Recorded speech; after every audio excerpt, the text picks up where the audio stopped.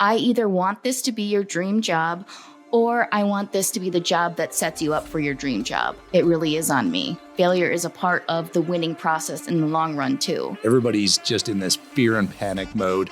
How do you put them at rest? Welcome to Start With a Win, where we unpack franchising, leadership, and business growth. Let's go. Ever wondered what sparks the journey from personal setbacks to entrepreneurial success? Today on Start With a Win, we're thrilled to welcome Amanda Bauer-Frisch, CEO of Enduring Legacy Company and a founder of Small Legacies. With a passion for child development and family well-being, Amanda's ventures under the Enduring Legacy umbrella showcase her commitment to innovative solutions for parents and children alike. So how did she go from an HR professional with a major personal setback to creating practical tools for families worldwide? Let's find out. Amanda, welcome to Start With a Win. Hi, great. Thanks for having me.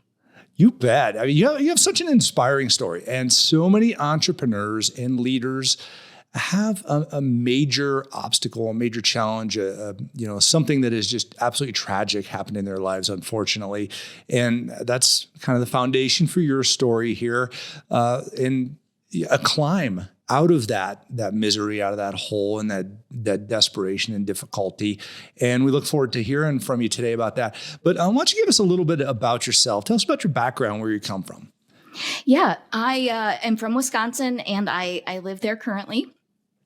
And my story kind of starts in 2017. I was a human resources manager for a large grocery store chain in Wisconsin.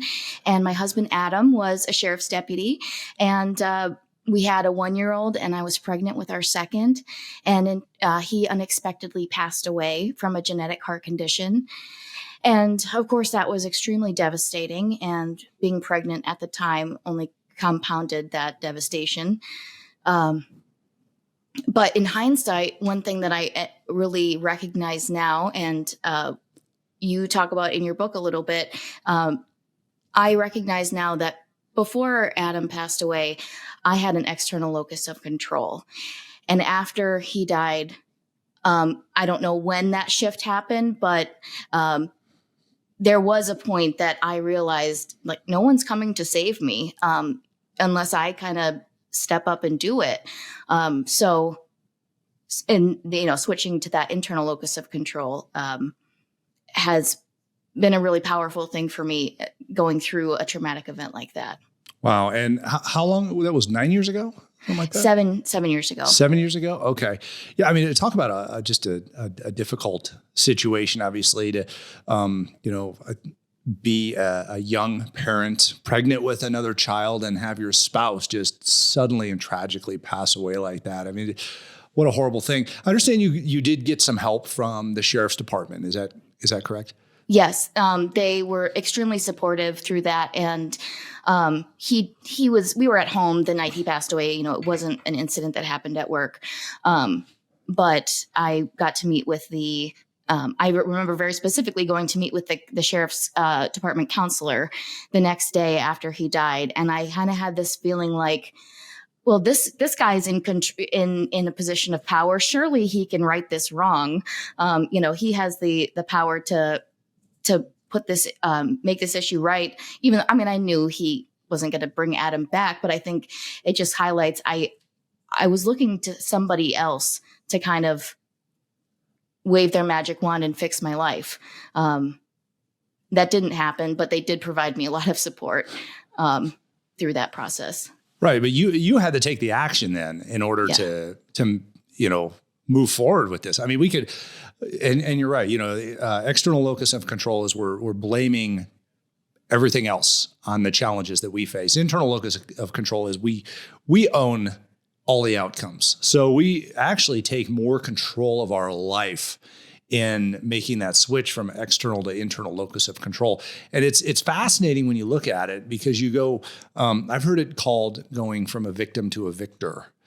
And I love that. In fact, I have one of my friends who's in charge of the wellness program at the sheriff's office here uses that term quite a bit. And he was shot in an incident and has gone through a lot of difficulty in his life. But ultimately, it comes down to, how do we own our lives now? And what was that moment that made you take this? And, obviously we have a grieving process, and you have a TED Talk. So everybody, I encourage you to go watch Amanda's TED Talk. It's fascinating because she talks about this grieving process and the parallel of being an entrepreneur and a leader. And it's fascinating because nothing is in a straight line. So, what gave you that realization of, okay, time for me to take control. I'm in the driver's seat now. I got to move forward. Or was this a gradual realization? It was definitely a gradual realization, but in the beginning, at least when I was kind of looking to other people, I felt like somebody should give me a handbook on what I was supposed to do after your husband dies, and there isn't one. I've looked. So at a certain point, several weeks after he died, I realized, no one, they're just looking at me like with a confused look on their face saying, what are you going to do? And I realized, oh, it really is on me.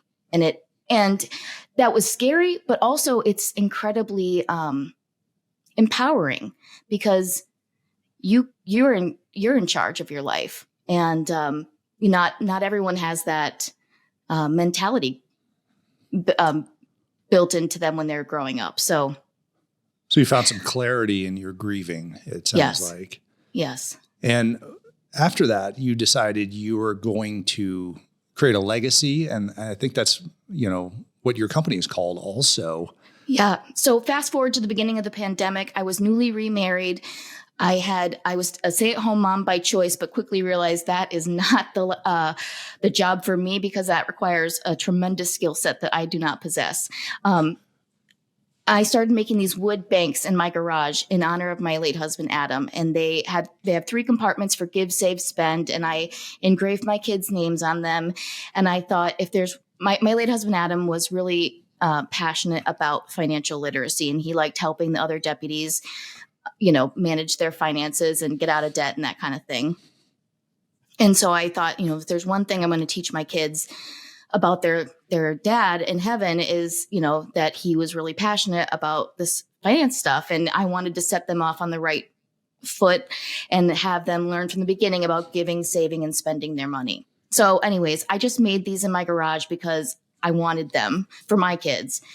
And then my new husband encouraged me to list them online, and they blew up from there and became super popular to the point now that, it's expanded into our other businesses. But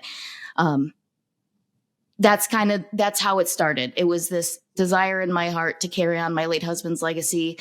But it's expanded from there. Interesting. And so tell me about the business then. So you're, because I know you also have like award paddles or something like that, some other woodworking items. I mean, do you have a woodworking shop now? Is that? We do. Yeah. So, we with the banks, they were getting so popular, and we built out our own woodworking shop. But then we also realized we are never going to be able to grow this business if my husband and I are only able to make banks all day. So we found a wood toy manufacturer to make the wood part of the bank for us now. We engrave them on top, the names on top, and send them out from our wood shop. But then we were left with this wood shop that now we didn't really need as much of it anymore because the banks are made by someone else. And there was another small business in Wisconsin called Navy Paddles, and the husband and wife were ready to retire. And we took over operations of that company. Obviously, with the name Navy Paddles, the original owner was a Navy veteran, but we saw a lot of parallels with, them wanting to honor military achievement, retirement, awards and things like that. It was the same desire I had in the beginning to honor my late husband's legacy. And I felt like, okay, we can really add to that cause and be able to provide a really awesome product to the final end customer. So we now have a few woodworking things going on. And then, and we were actively looking for a woodworking company to acquire when we no longer had to make the banks ourselves. But then a week after we closed on the purchase of Navy Paddles, there was another small business in our area that became available for sale. And when I say in our area, it's 2 minutes away. It's a quilt shop that has built a fantastic reputation over the last 25 years. And I myself am a serial crafter, and we felt like we could really add value and serve that community really well. So we also took over operations of the quilt store last year. So we have this now team of 10, woodworkers, quilters, teachers who work on all of our projects under the same umbrella. Wow. So what do you look for in a small local business when you go to make an acquisition of that? What key things do you look for? Their reputation, number one, like the business that they've built for themselves outside of, obviously the numbers, the financials matter. But what do people on the street say about that business, and what have their interactions been? If there are any employees, what do the employees have to say? Those like intangible things to me were so much more telling, and a piece of information I wanted to know so much more than just the financials of the business. Gotcha. And what's the first thing you say when you go into one of these businesses to the employees that exist? Because everybody's afraid. As soon as your business gets bought, everybody's just in this fear and panic mode. How do you put them at rest? How do you put them at ease to say, all right, I've got a great future? Oh, yeah. Well, they have to know, like, and trust you. And that takes time. And, I think if you go in knowing that it's going to take time to develop a relationship, but if you are, if you're honest about your plans for the future of the company, and have them be a part of that decision-making process when appropriate as well. It takes time, and it's a work in progress always, but I think like just being open and honest about it. I love that. Honest. Building the trust, building the confidence of the employees, letting them know. First of all, that, you can be the best that you could possibly want to be here. And it's fun because a friend of mine who's just a serial entrepreneur, one of the greatest entrepreneurs I've ever met, has told me that we become an entrepreneur to create an environment where people can be as successful as they want to be. And that's really what it comes down to is an environment there. How do you focus on keeping that environment and not letting it kind of slip away because we just get so busy? Oh, I love that. One thing I tell my team all the time is I either want this to be your dream job, or I want this to be the job that sets you up for your dream job. Because I realize that, not everyone's going to stay with me forever. But I want to be that like stepping stone that helps them land the gig that they really want. And I think when I keep that front of mind for everybody, it helps kind of frame everybody's roles a little bit better. The one thing that we focus on too is, everybody has tasks that they don't really like, but we try to fill up our day with tasks that really bring us joy individually. And that looks different for each person. So that is always kind of a work in progress too. No one person gets bogged down with the crummy jobs. Awesome. And a lot of your leadership, your entrepreneurial base is built around willingness to try. And talk to me about that phrase, because I've heard you say that in some of your talks. Yeah. I think that willingness to try is something that is missing from a lot of, I don't know if it's just the younger generations. I don't want to generalize about a generational thing, but that there's a spark that is missing at times from people. And if they were just willing to put themselves out there, or be willing to fail, because I think if you go into, you have to try, but also you have to be okay with the outcome that you might fail. And you have to know that failure is a part of the winning process in the long run too, because Michael Jordan didn't become Michael Jordan without missing a lot of shots along the way. So I think about that a lot. Right. It's only failure if you keep trying, right? Right. Exactly.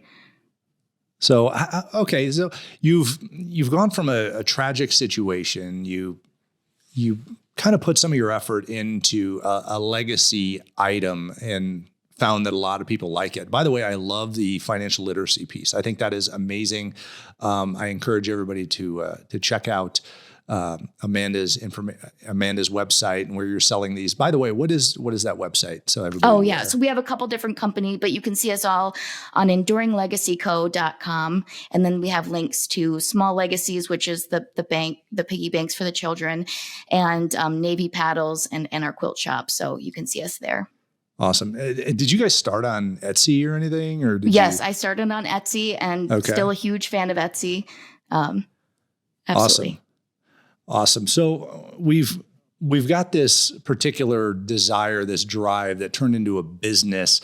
There are a lot of people out there whose dreams they want to become businesses. What advice do you have for them on that? Start. Try. You will learn, you learn so much that you don't even expect to learn. Sometimes, you don't have to know 5 steps ahead. You just need to know 1 or 2 steps ahead. And then you can kind of survey the landscape and plan your next move. But yeah, just try. Just put yourself out there and try. Awesome. Yeah. I mean, a friend of mine wrote a book that's called They Can't Eat You. Mm-hmm. And I mean, that's what he keeps saying is they're not going to eat you. Sure, you might not get it right at the beginning, but you get the opportunity to do it again, or you get the opportunity to pivot to something else. And for some people, maybe being an entrepreneur is not what they're cut out for, but those of us that have started businesses all know you're going to fail a few times before you find the right way. So you just got to get those out of the way. Absolutely. Yep. So what are you working on next? Any more businesses coming down the road for you, or what do you think? Oh, definitely. I mean, right now I am still kind of recovering from last year and still, getting things settled, and we still have a lot of work to do. But I definitely hope there's more brands and more companies in the future. And just kind of, I will keep an open mind and an open heart, and we'll see what kind of comes our way. Awesome. Biggest realization of becoming, kind of a CEO by accident almost. I mean, obviously there's a lot of intention in everything that you did, but what's your biggest realization? And, now being responsible for 10 families and multiple businesses and getting product to customers, things like that. I love it. It's in my blood to be an entrepreneur, but I also wouldn't wish this on my worst enemy. And it's so fulfilling and so hard at the same time. And I love it, but it's hard. And I don't know that it's ever going to get easier, but that's okay. And one step at a time.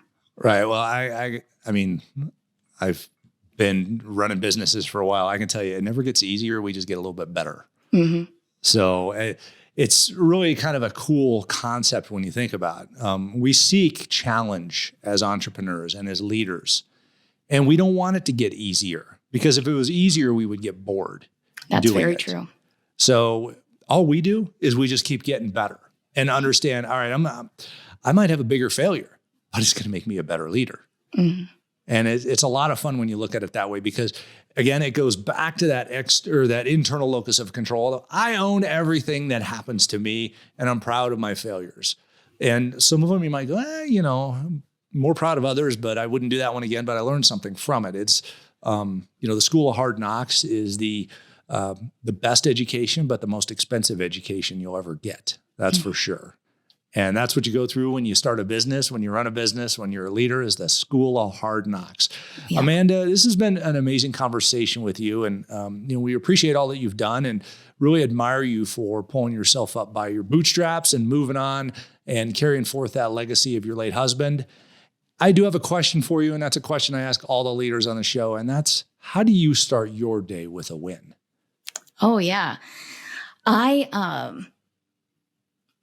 get cranky if I don't get enough personal time. So I wake up an hour before my kids so that I can have at least a little bit of time in the morning to do whatever I want. And sometimes that's scroll on my phone. Sometimes that's workout. It's whatever I want to do that day. But it makes me happy to at least get like a little nugget of time before the chaos.